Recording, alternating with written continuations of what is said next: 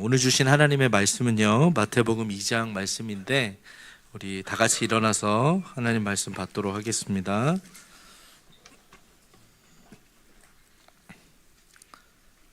제가 먼저 봉독하겠습니다. 헤롯 왕 때에 예수께서 유대 베들레헴에서 나심에 동방으로부터 박사들이 예루살렘에 이르러 말하되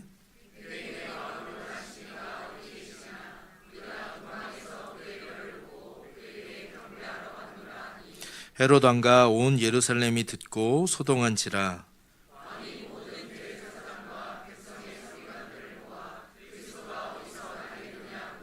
이르되 유대 베들레헴 이오니 이는 선지자로 이렇게 기록된 바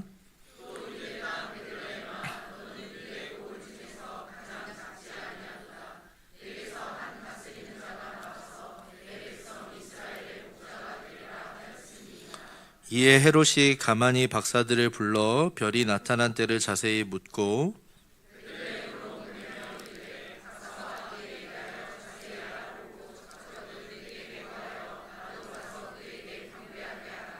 박사들이 왕의 말을 듣고 갈새 동방에서 보던 그 별이 문득 앞서 인도하여 가다가 악이 있는 곳에 곳 위에 머물러 서 있는지라. 집에 들어가 아기와 그의 어머니 마리아가 함께 있는 것을 보고 엎드려 아기께 경배하고 보배압을 열어 황금과 유향과 모략을 예물로 드리니라. 꿈에 헤롯에게 돌아가지 말라 지시함을 받아 다른 길로 고국에 돌아갈. 아멘. 하나님의 말씀입니다. 오늘 또 이제 특송이 참 좋았습니다. 그랬죠? 네, 앞으로 이제 우리 성도님들 가운데 달란트를 가지고 계신 분들 또 특주로 또 특성으로 이렇게 하는 시간 자주 있었으면 좋겠습니다. 오늘은 도시에서 성탄을 기다리다 이제 두 번째 시간으로 녹색 눈의 괴물 헤롯이라는 제목으로 하나님 말씀 증거합니다. 설교를 준비하면서 우리 셰익스피어의 4대 비극 중 그 오셀로의 대사가 참 와닿았는데요. 이제 오셀로를 보면 이제 이아고가 이제 오셀로에게 이렇게 말합니다. 한번 들어보십시오. 오 주인이시여 질투를 조심하옵소서. 질투는 사람의 마음을 농락하며 먹이로 삼는 녹색 눈을 한 괴물이니까요. 여러분, 셰익스피어가 왜 질투의 화신을 녹색 눈의 괴물이라고 했을까요? Green Eyed Monster라고 하는 것이 이제 녹색 눈의 괴물인데요. 이 녹색은 시기와 질투를 상징한다고 합니다. 그래서 시기와 질투는 우리 마음 속에 있는 녹색 눈의 괴물이라는 건데요. 여러분, 우리가 인생을 살아가다 보면 부러우면 지는 겁니다. 그런데 부러움을 넘어서 녹색 눈의 괴물, 시기와 질투가 우리의 마음에 일어나는 것들을 보게 됩니다. 저 자리에 내가 있어야 되는데 라는 생각을 하기도 하고요. 왜 저 사람이 있지? 하면서 이제 시기와 질투가 올라오는 거죠. 또 누군가의 행복한 모습을 바라보면서 그들을 바라보며 왜 나는 저 사람들처럼 행복하지 못하지? 하면서 누군가를 시기하고 질투하게 됩니다. 오늘 본문은 녹색 눈의 괴물인 헤롯이 등장하는데요. 먼저 우리 헤롯이 누굴까 이제 프로파일링을 한번 해보면 여기서 등장하는 헤롯은 헤롯 대제를 가리킵니다. 헤롯은 이둠의 사람인데요. 그러니까 이둠의 사람이라는 것은 에돔 사람이다라는 뜻입니다. 이 에돔 사람이라는 것이 무엇을 의미하냐면 당시 이 에돔 사람은 유대인들과는 혈통적으로 적대적인 관계에 있었어요. 그래서 헤롯 대제는 로마 원로원들의 결정에 의해서 유대 지역을 다스리게 됐는데요. 그러다 보니까 이제 정치적으로 유대인들을 환심을 사기 위해서 이제 제2 성전인 스룹바벨 성전을 중축해서 제3의 성전 헤롯 성전을 만들었습니다. 또 기원전 40년 경에는 취임해서 송수로로 알려진 인상적인 상수도를 건설하기도 했는데요. 또한 이 헤롯은 이스라엘의 전통을 몰랐던 사람이 아니고 성경도 잘 알고 있었습니다. 그런데 여러분, 왜 헤롯이 녹색 눈의 괴물이 되었을까요? 저는 오늘 본문의 말씀을 통해서 헤롯의 모습을 통해서 또 우리 안에 있는 녹색 눈의 괴물을 발견해 보길 원합니다. 첫 번째로 녹색 눈의 괴물은 나를 지켜주던 것이 흔들릴 때 태어난다라는 것입니다. 같이 따라해 보겠습니다. 녹색 눈의 괴물은 나를 지켜주던 것이 흔들릴 때 태어난다. 우리 1절과 2절을 보십시오. 다 함께 읽겠습니다. 시작. 헤롯 왕 때에 예수께서 유대 베들레헴에서 나심에 동방으로부터 박사들이 예루살렘에 이르러 말하되 유대인의 왕으로 나신 이가 어디 계시냐? 우리가 동방에서 그의 별을 보고 그에게 경배하러 왔노라 하니. 여러분, 헤롯은 어쩌면 솔로몬을 찾아왔던 스바 여왕처럼 헤롯 대제의 그 업적을 보기 위해서 자신을 찾아왔을 거라고 생각했을지 모릅니다. 그런데 여러분, 어찌된 일입니까? 헤롯 왕이 아니라 유대인의 왕으로 나신 이를 찾고 있는 거예요. 헤롯의 잔잔한 마음의 호수에 돌을 하나 던진 거 아니겠습니까? 3절을 한번 보십시오. 헤롯 왕과 온 예루살렘이 듣고 소동한지라. 영어 성경에 보니까 he was troubled이라고 되어 있어요. 그러니까 이 단어는요, 헬라어로 에타락세라는 단어인데, 이 단어는 그 타라소라는 단어로부터 나온 단어입니다. 그러니까 이 단어의 뜻은 잠잠하던 것이 뒤집히다, 안이 흔들리다 라는 뜻이에요. 근데 헤롯 왕과 온 예루살렘이 듣고 마음이 뒤집혔다라는 거죠. 헤롯의 내면이 요동치기 시작했습니다. 여러분, 앞에서 이야기 드렸던 것처럼 헤롯 대왕은 유대인의 선택에 의해서 왕이 된 것이 아니고요, 로마로부터 임명을 받았습니다. 그러다 보니까 혈통적으로는 에돔 사람인 이 사람이 이제 유대인들과의 관계 속에서 정체성의 불안을 안고 통치할 수밖에 없었던 것이죠. 그래서 그에게 여러분 한번 생각해 보십시오. 동방 박사들이 찾아와서 유대인의 왕으로 나신 이가 어디에 있느냐, 이 말이 헤롯의 귀에 꽂힌 거죠. 실제로 헤롯은 권력욕에 불타서 말년에 편집증과 시기심으로 자신의 아내와 두 아들을 죽였다는 역사의 기록도 있습니다. 무슨 얘기일까요? 아마 이런 것 같아요. 제가 상상해 보니까 평소 헤롯 왕의 성격을 잘 아는 사람들은 헤롯의 내면이 요동치기 시작했을 거야. 또 누구 하나 또 죽어 나가겠네. 뭐 이런 생각을 한 것이죠. 무슨 말이죠? 헤롯의 불안이 결국 권력의 공포로 이어지고 그것을 공동체의 불안으로 여겨졌던 것이죠. 이처럼 여러분, 우리의 가정도 가장이 불안하면 그 불안이 가족들에게 전염되게 됩니다. 비즈니스를 하는 사장이 불안하면, 근심하면 그것이 직원들에게 영향이 가는 것이죠. 순장님이 흔들리면 순원들에게 영향을 미칩니다. 여러분, 헤롯이 왜 그러면 그의 내면이 이렇게 요동치기 시작했을까요? 사울왕을 한번 떠올려 보십시오. 사울은 천천히요, 다윗은 만만이다라는 이야기를 들었을 때 다윗을 시기하고 질투해서 죽이려고 했습니다. 바리새인들은 어떻습니까? 자신의 기득권을 빼앗길 것 같으니까 예수님을 두려워한 것이죠. 저와 여러분의 모습은 어떻습니까? 그래도 내가 쓸모 있는 사람이지 성과와 유능함이 여러분을 지켜줄 수 있을까요? 자녀들의 성공이 여러분을 지켜줍니까? 여러분의 도덕성과 신앙적 우월감이 여러분을 지켜줄까요? 여러분의 체면과 평판이 여러분의 인생을 끝까지 지켜줄 수 있을까요? 여러분, 우리의 인생은 우리가 스스로 컨트롤할 수 없습니다. 우리도 헤롯처럼 우리가 지키고 있는 그것들이 흔들릴 때 우리 마음 가운데 녹색 눈의 괴물이 태어나게 됩니다. 설교를 준비하는 가운데 그 아마데우스라는 영화 아마 다 아실 겁니다. 오스트리아 빈에 일어났던 실화를 바탕으로 하고 있는데요. 그 살리에르가 이제 오스트리아 빈의 음악장이 된 겁니다. 여러분, 살리에르가 어떤 사람이냐면 그의 제자가 베토벤, 슈베르트, 하이든이에요. 그러니까 왕의 고관 대작들이 이제 그 살리에르는 어떤 사람이냐면 이제 목욕을 하면서 음악 한 줄 쓰고 또 이렇게 그 한 줄 쓰면서 이렇게 쭉 한 달 동안 곡을 다 완성해가지고 이제 그 오페라를 올립니다. 그러니까 수많은 대작들이 와가지고 그 공연을 감동하게 되는 거죠. 그런데 어느 날 갑자기 미치광이 한 사람이 등장한 겁니다. 그 사람이 누구냐 보니까 민중들의 마음을 훔쳐가는 그 아마데우스 모차르트입니다. 그런데 그가 신경 쓰이다 보니까 이 한 줄 잘 써내려가던 이 음표를 한 줄도 못 쓰는 거예요. 그런데 모차르트는 어떻습니까? 막 친구들과 막 놀다가 막 써도 막 엄청난 곡을 계속 써내려 가는 것이죠. 오스트리아 사람들이 살리에르가 아닌 이 모차르트를 주목하다 보니까 그의 마음 가운데 이런 생각이 든 거죠. 신이시여, 왜 저 모차르트에게만 저런 천재성을 주셨습니까? 뭐 이런 생각을 한 겁니다. 결국 그의 인생의 평생 모차르트만 주목하다가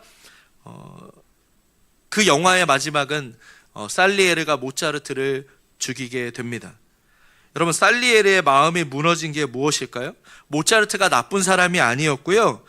그 모차르트가 자기 자신이 지키고 있던 것을 위협한다라고 생각한 것입니다.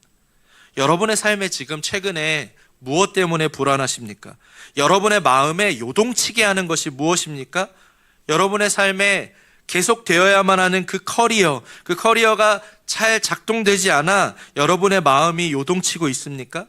여러분의 자녀들이 여러분을 빛나게 해줄 그러한 성공해야 하는데 지금의 모습이 못마땅해서 여러분의 마음이 흔들리고 계십니까? 이처럼 여러분, 우리가 예민해지고 내면을 요동치게 만드는 그곳에, 그 지점에 가보면 우상이 숨겨져 있습니다. 지금 여러분을 지켜줄 것 같은 것이 무엇입니까? 그것이 우상일 수 있습니다. 바라기는 도시에서 성탄을 기다리며 우상 숭배하며 살아가는 것이 아니라 동방 박사들처럼 진짜 왕이신 아기 예수만을 경배하시는 우리 귀한 성도님들 되시길 주님의 이름으로 축복합니다. 그래서 여러분 마음 가운데 소동하는 것이 아니라 예수님 안에서 샬롬을 누리시는 귀한 성도님들 되시길 소망합니다. 두 번째로 우리가 기억해야 될 녹색 눈의 괴물은 성경으로 내 결정을 정당화한다라는 것입니다. 같이 따라해 보겠습니다. 녹색 눈의 괴물은 성경으로 내 결정을 정당화한다. 우리 4절을 보십시오. 우리 4절 말씀 같이 읽겠습니다. 왕이 모든 대제사장과 백성의 서기관들을 모아 그리스도가 어디서 나겠느냐 물으니, 여러분, 산헤드린 공의의 모든 사람을 모았어요. 모든이라고 되어 있는데 예루살렘 인근에 아마 많은 지도자들을 불러 모았을 겁니다. 그리고 동방 박사들이 이야기했던 유대인의 왕으로 오실 그리스도가 어디에서 나실런지 물은 것이죠. 헤롯 자신이 성경을 찾은 것이 아니고요, 말씀을 이용해서 그 변수를 통제하려고 한 것이죠. 대제사장들과 서기관들이 정확하게 정답을 이야기합니다. 5절과 6절 다 함께 읽습니다. 시작.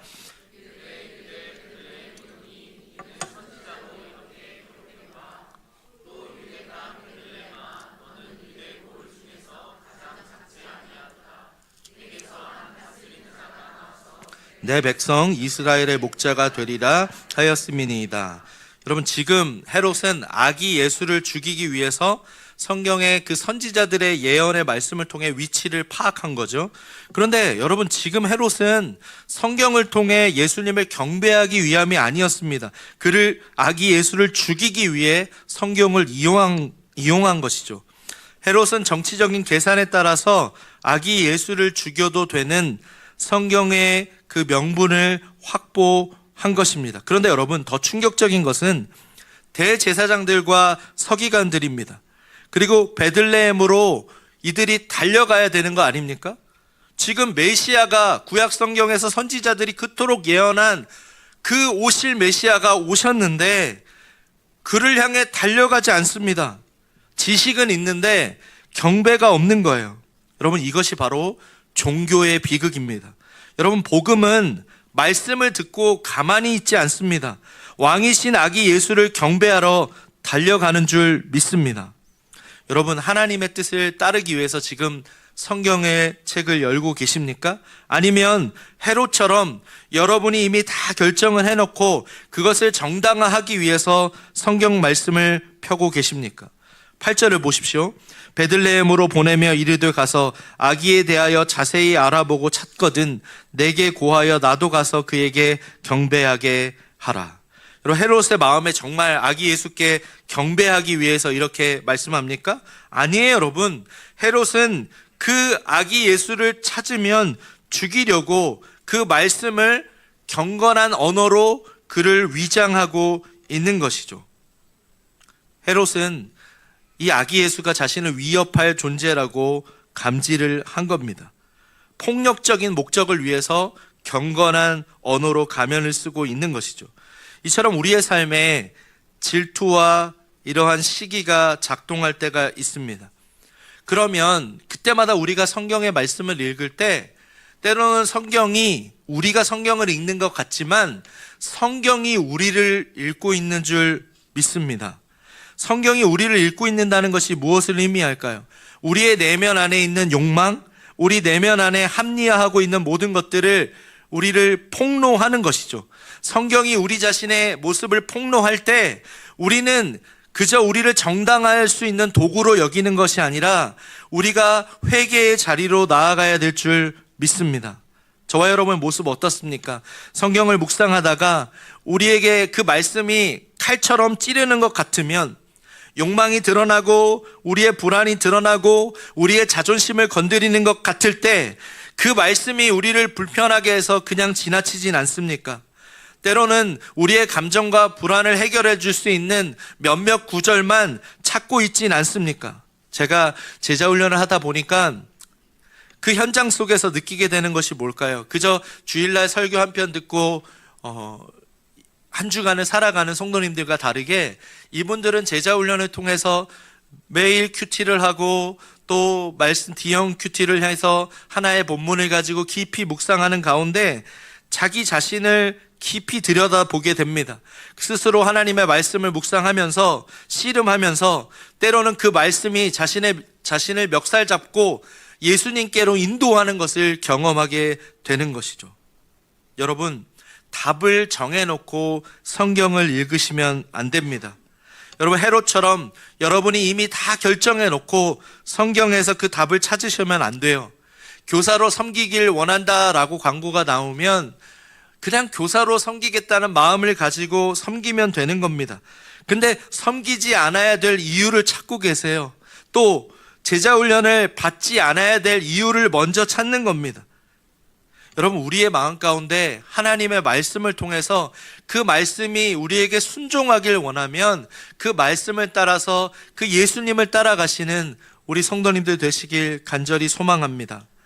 여러분, 헤롯은 그 말씀이 아기 예수가 어디 있는지 가르쳐 주었지만 자기 자신을 내려놓지 않았습니다. 성경이 그를 변화시키지 못했고 그의 결정을 헤롯은 정당화하는 도구로 사용했을 뿐입니다. 오늘 이 말씀 앞에서 우리가 한 가지 질문을 던져보기 원합니다. 여러분, 지금 성경이 여러분의 마음을 교정하고 있습니까? 여러분, 아니면 여러분의 마음의 성경으로 여러분의 결정을 정당화하고 있습니까? 하나님의 말씀은 우리를 그저 안심시키기 위해서 주어진 것이 아니라 우리의 마음을 내면을 수술하기 위해서 주신 줄 믿습니다. 그래서 우리의 성경이 내 편이 되어주기를 구하기보다 내 마음이 성경 앞에 서서 우리의 내면을 점검하는 우리 성도님들 되시길 간절히 소망합니다.